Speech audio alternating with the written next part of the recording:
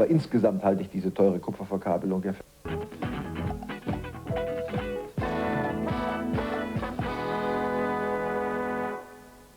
Herzlich willkommen, meine Damen und Herren. Auch wenn Sie es bedingt durch das Wetter schon nicht mehr hören können, ich muss es Ihnen trotzdem sagen, der letzte Beitrag unserer heutigen Sendung handelt vom Wasser. Außerdem geht es um Transportschäden und um Spielzeug. Meine Damen und Herren, seit Jahr und Tag ist es ein Anliegen von Prisma, sich an die Seite derer zu stellen, die nachdrücklich auf Veränderung nicht haltbarer Zustände drängen. Peter Walter aus Gera ist einer von denen, die nicht locker lassen, und in diesem Brief vom 16.05. bittet er um Unterstützung bei der Lösung eines Problems. Mehr dazu von Horst Herrmann. Scherben bringen Glück. Aber Betroffene wissen, dass dieser Spruch nur ein billiger und sarkastischer Trost ist. Genosse Otto etwa, der als Direktor der Vereinigten Steinzeugwerke in Bad Schmiedeberg zugleich Leiter der Erzeugnisgruppe ist. Der Transportbruch befriedigt uns seit vielen Jahren von der Höhe nicht. Gegenwärtig stellen wir fest, dass wir Transportbruch in Größenordnung über 1 Million Mark verzeichnen müssen für das Jahr 1983. Die runde Million Mark Bruchschaden ließ sich relativ exakt ermitteln.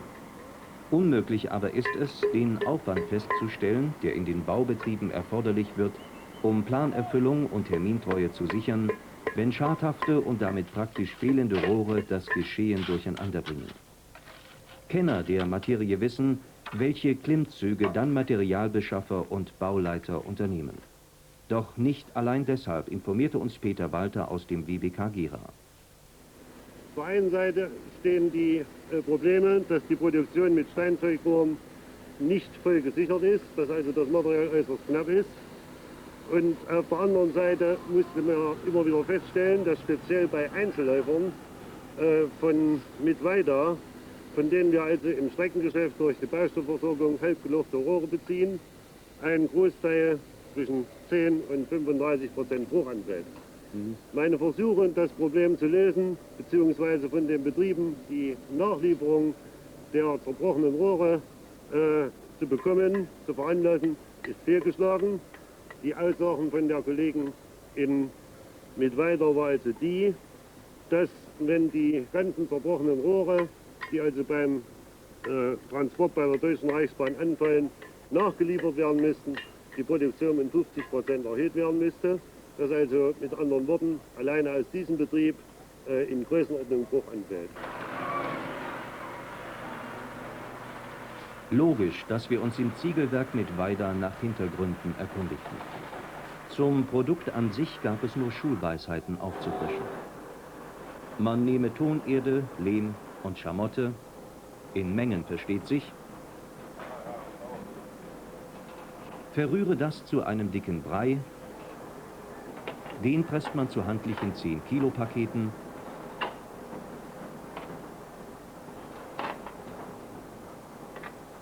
und aus diesem wird dann das gewünschte Erzeugnis geformt. Damit ab in den Brennofen und fertig ist das Steinzeugrohr. So einfach ist das technologische Prinzip, und dass im Ziegelwerk Mittweida noch eine Menge körperlicher Arbeit dazugehört, mag daran liegen, dass es einer der kleinsten Betriebe des Kombinates Bau- und Grobkeramik ist.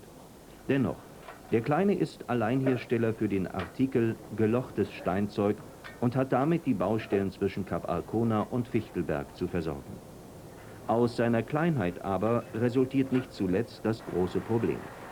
Produktionsmenge und örtliche Gegebenheit schließen den Transport in kompletten Güterzügen, sogenannten Ganzzügen, aus. Dabei sind Brucherscheinungen minimal. Nur wenn die Waggons einzeln auf die Reise gehen, haben die Empfänger häufig Grund zur Klage. Das verriet uns eine schlichte Kladde. Bruchreklamationen eines Monats beim Versand mit sogenannten Einzelläufern.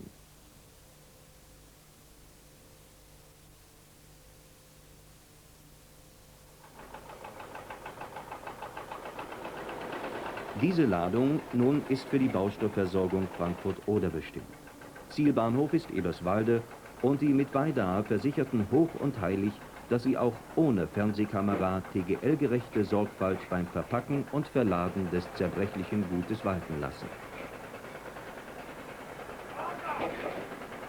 Das Besondere an dieser Waggonladung: sie wird von einem Messgerät begleitet, das jeden Puff und Stoß während der Fahrt registrieren wird, und außerdem interessieren sich Mitarbeiter des Instituts für komplexe Transportprobleme für sie. Haben die Kollegen korrekt gearbeitet, TGL-gerecht gearbeitet, so wie sich das gehört? Ja, wir haben hier die kompakte Verladeweise angewendet, haben mit diesen Trenngittern den Zwischenraum ausgefüllt. Aber diese Trenngitter haben natürlich keine Polsterwirkung und verhindern nicht das Anschlagen der Rohre aneinander. Sie können also nicht garantieren, dass der Waggon heil ankommt? Das ist eine bruchempfindliche Gutart, und wenn die Rohre aneinander schlagen, dann werden wahrscheinlich solche Muffenschäden nicht ausbleiben. Was würden Sie empfehlen? Ja, wir müssen wahrscheinlich Untersuchungen noch weiter fortführen, die wir begonnen haben, um innerhalb der Ladeeinheit die Verpackung zu verändern, etwas Polstermaterial einbringen. Aber wir sind dabei, wir haben schon Lösungsvorschläge aufgezeigt, gemeinsam mit dem Kombinat der Steinzeitindustrie, und wollen hier dann diese Lösungsvorschläge auch umsetzen. Gute Vorsätze also. Und schon fiel der erste Rangierstoß, den unser Waggon erhielt, vor Publikum super zart aus. Unser Tongerät registrierte Gelächter der Fachleute. Wie ihm die übrigen anonymen An- und Abkopplungsmanöver auf seiner Reise bekommen werden, wissen wir nicht. Außerdem für die Verpackung, die Ladeeinheiten und die Verladeweise ist der Produzent verantwortlich.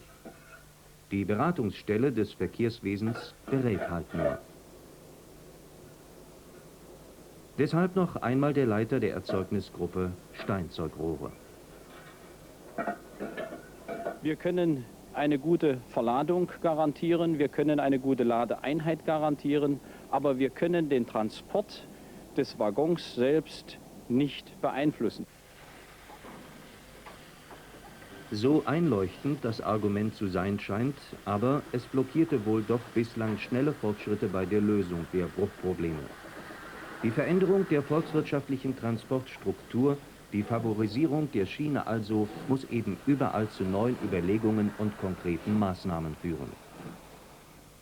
Wir haben ja sehr lange bereits darüber geredet, und Entscheidungen können nur so aussehen, und das ist meine Meinung dazu, dass wir das Ganzzugsprogramm erhöhen und dass wir den Einzelläuferversand, da er auch weiterhin notwendig sein wird, mit den entsprechenden Maßnahmen versehen, die gewährleisten, dass auch hier der Transportbruch sich in den Grenzen hält. Der Testwaggon hat seinen Bestimmungsbahnhof erreicht. Es ist nicht der erste und es wird nicht der letzte Versuch sein, um die günstigsten Transportbedingungen zu ermitteln. Dass es eine sehr komplizierte Aufgabe ist, steht außer Frage. Aus Schaden klug zu werden, auch das ist nicht so einfach. 3,5% Bruch weist diese Ladung auf, obwohl das Messgerät keine extremen Rangierstöße registrierte. Wäre das der Fall gewesen, könnte die Bruchquote leicht zweistellig ausfallen. Und wenngleich die relativ bescheidenen 3,5% Bruch belegen, dass bei korrekter Handhabung der derzeitigen Verfahrensweise schon viel erreicht wäre, kann es keinen Grund zum Zufriedensein geben. Frau Müller vom Institut für komplexe Transportprobleme. Wir sind dabei, eigentlich auch gemeinsam mit dem Erzeugnisgruppenleitbetrieb Bad Schmiedelberg eine Lösung zu finden. Diese Lösung soll dann auf alle anderen Kombinatsbetriebe mit übertragen werden. Und zwar soll für den Ganzzugprogramm konkret bis zum September 1984 eine Lösung gefunden sein. Und für den Einzelläufer, der unser größtes Problem darstellt, bis zum ersten Quartal 1985. Also nur ein Dreivierteljahr noch oder noch ein Dreivierteljahr. Die Fachleute können das sicher besser beurteilen. Fest steht, dass Peter Walter mit dem folgenden Gedanken aus seinem Brief den Nagel auf den Kopf trifft. Er schreibt unter anderem: Bei der Transportverlagerung von der Straße auf die Schiene müssten doch vor oder spätestens mit der Verlagerung die daraus resultierenden Probleme so geklärt werden, dass der eingesparte Transportaufwand nicht durch Materialverluste eliminiert wird. Zurzeit schicken die Ziegelwerke aus Mittweida bei jeder Lieferung einen Merkzettel mit, auf dem steht, wie sich die Empfänger bei Transportbruch verhalten sollen. Besser ist wohl, dieser Merkzettel wäre überhaupt nicht nötig.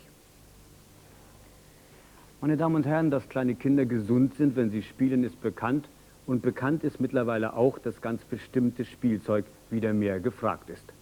Doch dagegen steht die gleich folgende Antwort der Verkäuferin, die nicht nur mein Kollege Gottfried Teichmann erhalten hat. Der aktuelle Zentrum-Einkaufsdienst.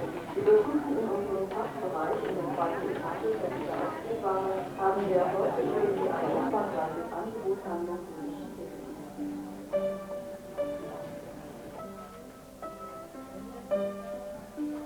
Im Augenblick ist nichts im Angebot. Tut mir leid.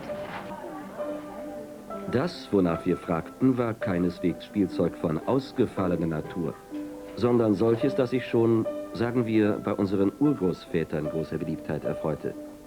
Holzbausteine zum Beispiel.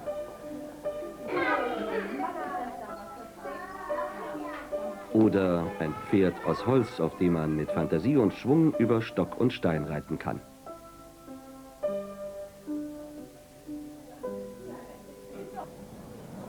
Im Zentrum Warenhaus Magdeburg hat man ein offenes Ohr für Kundenwünsche und Nachfrage. Und wenn dies oder jenes über den Großhandel nicht zu beschaffen ist, gibt man sich nicht so ohne weiteres zufrieden. Verkaufsdirektor Lingner hat zum Beispiel so eine Art Sammlung, die er selbst scherzhaft Raritätenkabinett nennt. Aber er hat damit schon so manches bewirkt. Wir möchten mit diesem Kabinett und den ausgestellten Mustern die Betriebe vor allem des Bezirkes anregen und zu helfen, zusätzliche Konsumgüter zu produzieren. Wir haben uns in unserem Wettbewerb die Zielstellung gegeben, für 2,5 Millionen Mark zusätzliche Konsumgüter im Jahr 1984 unter Dach und Fach zu bringen. Wir haben uns in diesem Jahr besonders darauf konzentriert, mit Betrieben, die die Möglichkeit haben, aus Holz Spielwaren herzustellen, in Verbindung zu setzen und können hier auch auf erste Erfolge verweisen. Wir wissen ja, dass der Rohstoff Holz nicht auf der Straße liegt, aber wir können trotzdem erfreulicherweise feststellen, dass sich besonders die Einkaufs- und Liefergenossenschaften des Bezirkes und hier besonders die ELG Holz in Schönebeck bemüht haben, uns zu unterstützen. Ein weiteres positives Beispiel wäre zu nennen, wir haben mit den Magdeburger Verkehrsbetrieben, Sie haben richtig gehört, Verkehrsbetriebe, ja, eben, ich wollte gerade fragen, die sich bemüht haben, Holzspielzeug herzustellen, und wir haben von diesem Betrieb einen Satz Holzbausteine für 7,95 Mark unter Vertrag. Das sind so einige Beispiele, wie die Betriebe reagieren auf unsere Vorstellungen, die sich aus dem Kabinett ergeben haben. So nahm auch die Idee mit den Schaukelpferden Form und Gestalt an. Ein Testverkauf soll nun zeigen, wie sie bei der Kundschaft ankommen. So begann es. Eine Stunde später waren bereits 10 Schaukelpferde verkauft.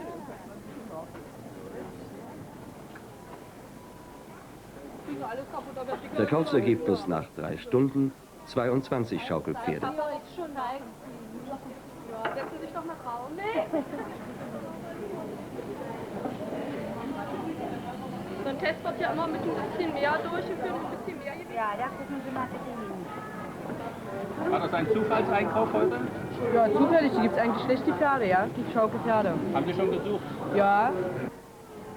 Bei der Einkaufs- und Liefergenossenschaft in Schönebeck wird man das Verkaufsergebnis mit Zufriedenheit registrieren.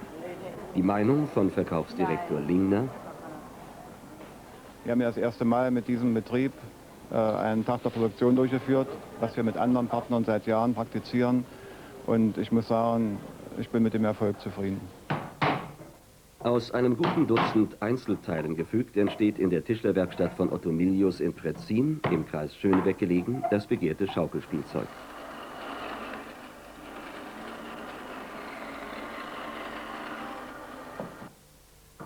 Aber auch wenn der Schwiegersohn dabei tatkräftig hilft, die Zahl der hier gefertigten Pferdchen wird eine bestimmte Grenze nicht übersteigen können. Denn es gibt noch andere Wünsche, die hier befriedigt werden müssen. Gestelle für Polstermöbel zum Beispiel und Reparaturleistungen für die Bevölkerung. Alles muss in richtiger Proportion zu seinem Recht kommen. Das ist einzusehen. Nicht so recht einzusehen ist jedoch, warum es nur in einer Werkstatt möglich sein soll, Schaukelpferde oder, sagen wir es allgemeiner, Kinderspielzeug herzustellen.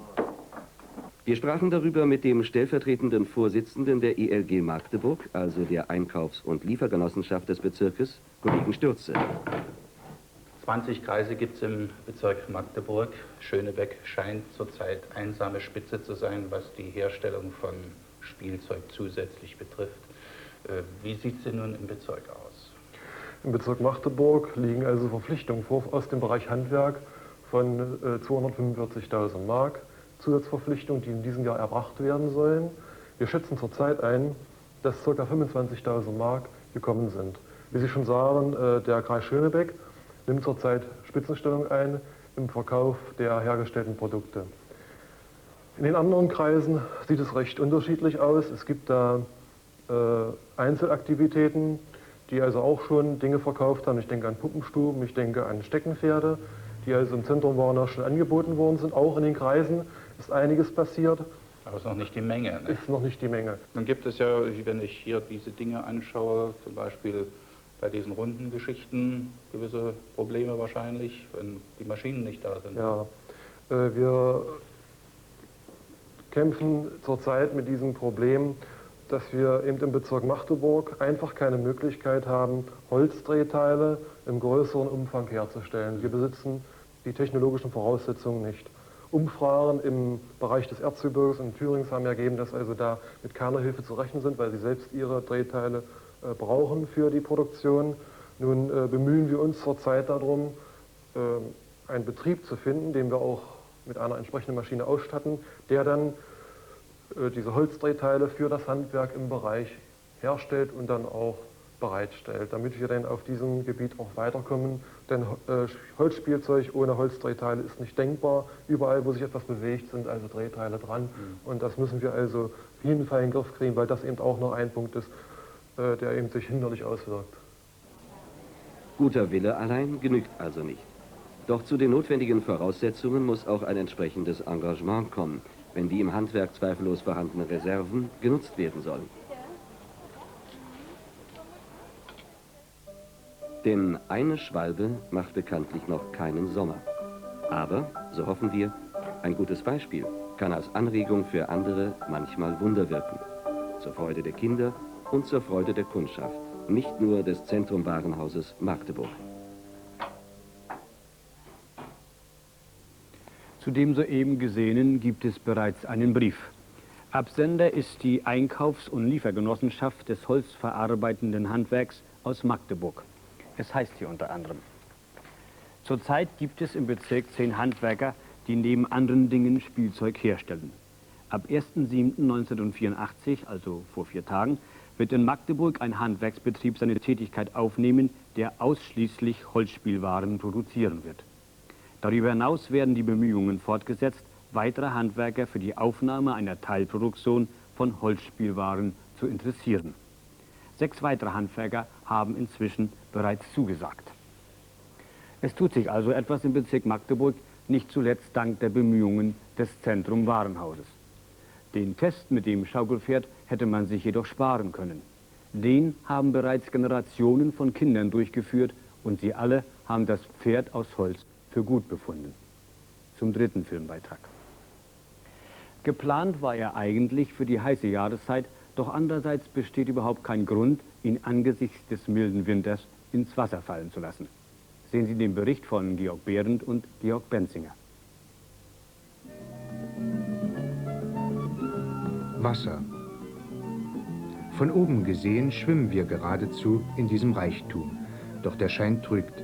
Verglichen mit anderen Industrieländern ist unser Vorrat nicht groß.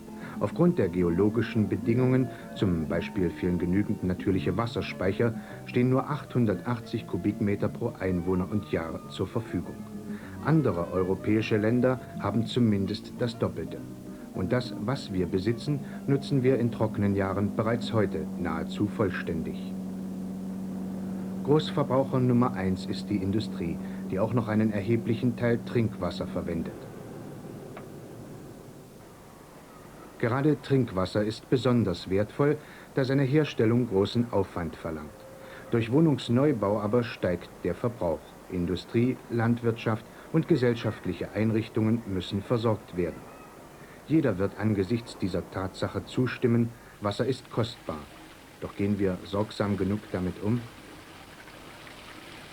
Gewohnheiten im Alltag zu ändern ist manchmal schwer, zumal der Vorrat aus der Leitung scheinbar unerschöpflich ist. Wer denkt da schon an das Woher und Wohin? Wohnkomfort ist ja schließlich dazu da, genutzt zu werden. Doch das gleiche Maß fürs Wohlbefinden lässt sich auch mit weit weniger Litern erreichen.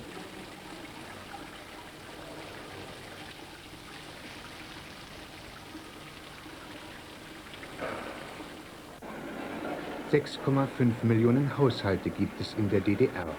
Was sich da an Gewohnheiten breit macht, fällt durchaus ins Gewicht. Es lohnt also, auf jeden Fall Kleinigkeiten in Betracht zu ziehen. Jeder Liter Wasser, der hier nutzlos wegfließt, muss mit hohem Aufwand erneut produziert werden. Neben immensen Investitionen der Wasserwirtschaft erfordern Förderung, Reinigung und Transport des Wassers erhebliche Mengen Elektroenergie. Jeder verschwendete Liter kostet also zusätzliche Energie. Mit Millionenaufwand wird für ausreichend Trinkwasser gesorgt. Ausreichend heißt immerhin 2 bis 3 Badewannen voll verbraucht jeder Neubaubewohner täglich. Anlass genug, im Kleinen wie im Großen das Wasser schätzen zu lernen. Niemand muss in unseren Breiten deshalb die Sahara heraufbeschwören, aber rationell mit Wasser umzugehen, das ist auch ein Stück Verhalten zur Umwelt. Schließlich bedeutet Wasserverschwendung auch mehr Abwasser und auch dessen Behandlung ist nicht umsonst. Wie halten es nun die Großen, also die Industrie, mit dem Wasser? 2 Berliner Betriebe, über deren Umgang mit Wasser zu reden ist, liegen direkt an der Spree.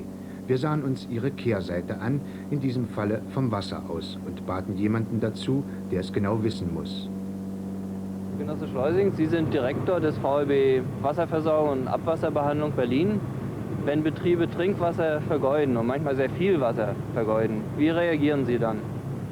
Während etwa 200 ihre Verträge anständig eingehalten haben, eine Reihe dieser Betriebe als wasserwirtschaftlich vorbildliche arbeitende Betriebe ausgezeichnet worden sind, gibt es doch einige, bei denen letztlich nur noch Sanktionen helfen für eine unverantwortliche Überschreitung der vereinbarten Trinkwasserbezugsmenge. Dazu gehören auch die beiden Betriebe, an denen wir vorbeifahren. Hier wird Trinkwasser für Zwecke verwendet, für die es andere Möglichkeiten gibt. Beispielsweise das Betonwerk. Hier wird Trinkwasser verwendet für das Waschen von Fahrzeugen. Ich glaube, dass mit relativ einfachen Mitteln, insbesondere für einen Baubetrieb, möglich wäre, die schon vorhanden gewesene Leitung, die Brunnenwasser aus einem eigenen Brunnen in die Waschanlage fördert, wiederherstellbar sein. Sollte sie es hier bei dem Umbau zerstört worden und für mich also völlig unverständlich, dass jetzt wieder Trinkwasser verwendet wird, dem können wir auf die Dauer nicht zusehen. Wenn man beide Betriebe zusammenrechnet, Gummiwerke mit, dann wird alleine hier in beiden Betrieben Trinkwasser für solche Zwecke, entweder für Kühlzwecke oder für Reinigungszwecke verbraucht, wie die Stadt Storkow oder die Stadt Erkner etwa pro Tag verbrauchen für ihre Menschen. Das ist also viel zu viel. Hier wird Wasser vergeudet und nicht rationell verwendet.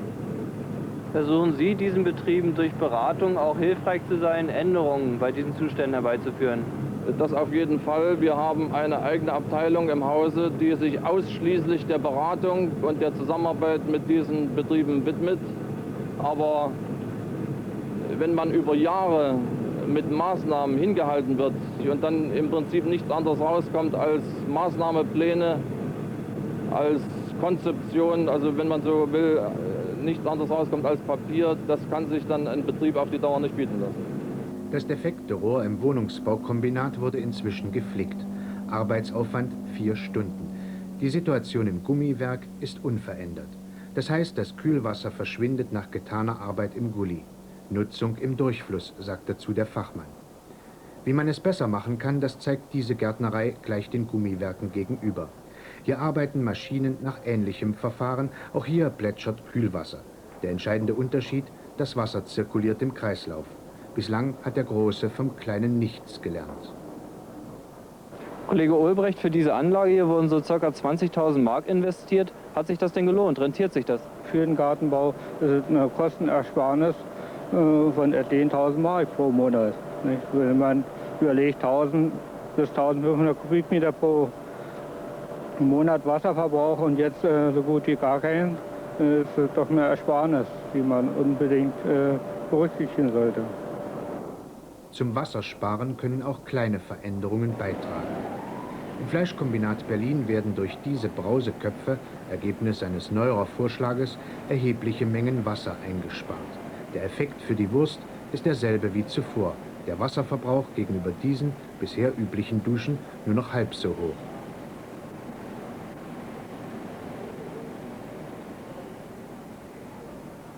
Das Prinzip der Sparduschköpfe stammt aus dem Bereich Bäder. In Schwimmhallen, Saunen, Hotels und Betriebswaschräumen können sie Wasser sparen, bis zu 80%. Wenn erstens der Projektant davon Gebrauch macht und zweitens die Benutzer nicht den Einsatz entfernen und so aus der Spardusche einen Wasserfall machen. Da, wo es dem Wohlbefinden dient, können wir uns ruhig im Wasser ahlen. Bäder und Schwimmhallen wollen genutzt, der Wohnkomfort zu Hause ausgekostet werden. Dass es so bleibt, liegt auch bei uns, einfach indem wir das Wasserstopp oder Wassermarsch genauer nehmen. Das Motto der Wasserwirtschaft dazu: Wasser rationell verwenden und nicht verschwenden.